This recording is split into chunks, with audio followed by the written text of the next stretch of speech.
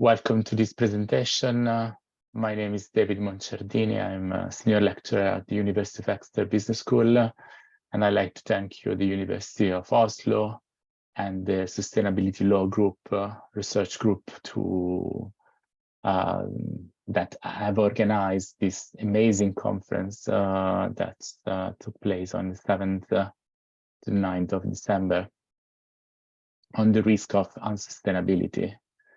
Really enjoy it, and this is a shorter version of my presentation that I hope can be interesting. So what we're going to talk about accounting and accounting for sustainability.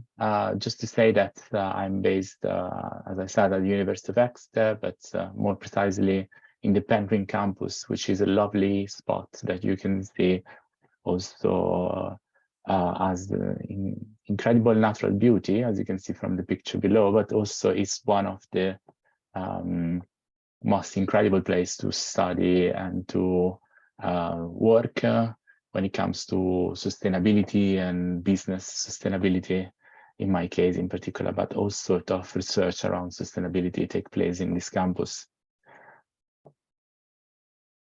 Accounting has changed the world. This is a bit of provocative starting, just to say something that is actually being said many times. You know, without accounting, without the accounting ability to patiently accumulate capital and to budgeting, to forecasting, and to planning, we couldn't have capitalism.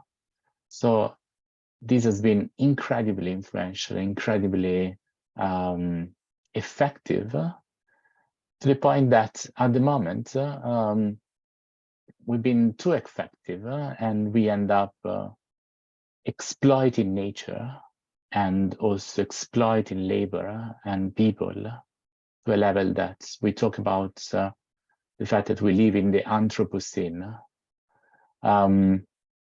This is the real problem that we're facing when we're talking about accounting, and the fact that what and how accounting needs to change in order to meet the challenge of stopping this very effective exploitation of resources. So many initiatives have taken place in the last 20 to 30 years. And the field of sustainability reporting has been increasingly regulated. There is obviously a lot of regulation coming from the European Union and from other states, but also private regulatory bodies like the Integrated Reporting or the Global Reporting Initiative. More recently, IFRS also stepped into this space.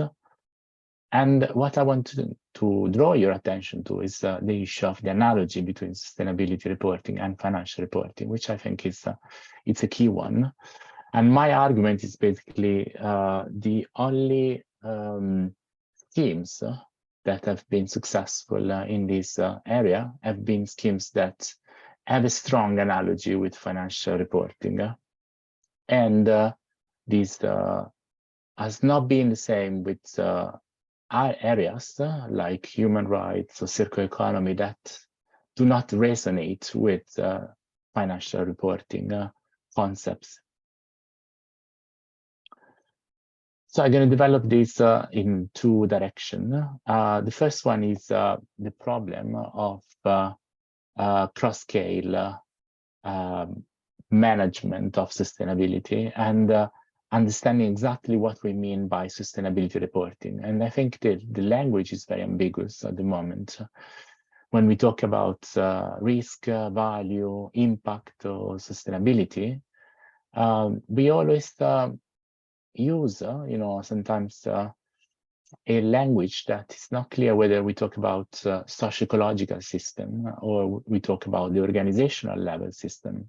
And we know that there is a huge difference between the two. So the first thing, we need to clarify this language. And why we need to do that? Because if we don't do that, we cannot manage, basically. We cannot do anything about major disaster, major problem that we see at the socio-ecological system level. In other words, if you develop an organizational level reporting that only look at the sustainability of the organization, then we're going to miss the big picture, and we can end up with disastrous effects that are out of control and cannot be mitigated by using the information that we get at the organizational level only, or considering or centering around the organization. But this is an ambiguity that has been nurtured in some way, and has been also used and exploited by regulators at all levels, both private regulator and public authorities. That's typically have been working on sustainability reporting, and they started with the idea of focusing on the socio-ecological system, resilience and sustainability, and then typically end with the narrative center on value creation at the organizational level, and often, confusing the two things.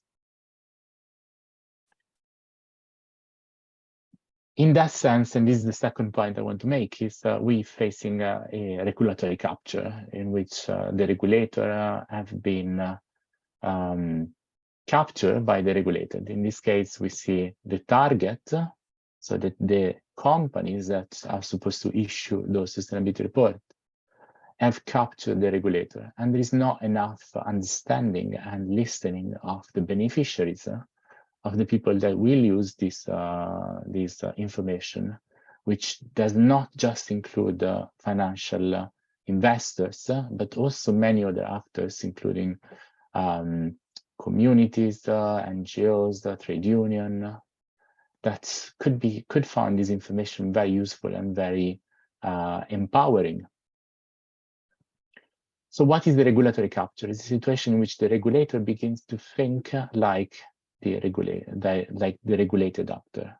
So the regulator, the one that are setting up currently the sustainability reporting standards, are thinking in the same way that is the target and the issuer of this.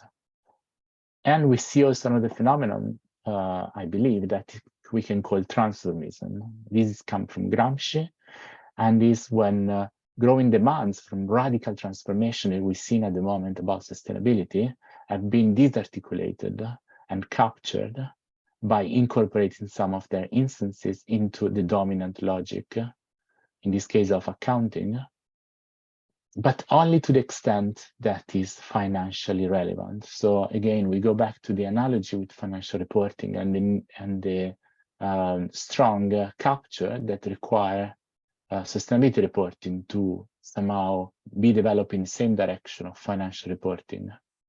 So what can we do about this? And this is the last slide. First of all, we need to empower the demand side of sustainability reporting. So we're talking about NGOs, trade unions, human rights lawyers, professional environmental and social auditors, ESG analysts. Really, there is a whole area to be developed.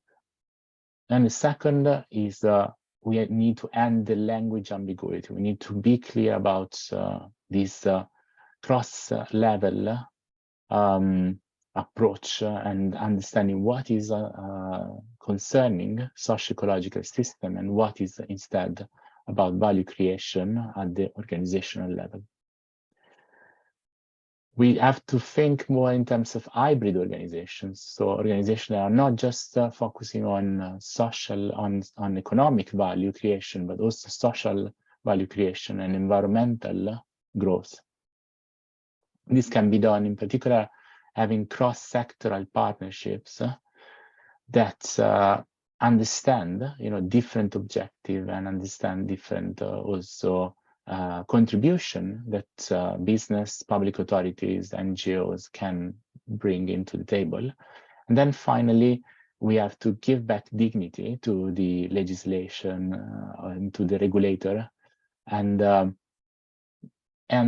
countervail this cognitive regulatory capture. And we need a stronger role of orchestration and leadership by public authorities in this area. So I hope this was interesting and the beginning of the conversation. If you want to get in touch, here is my email, and I would be really, really happy to hear any comment.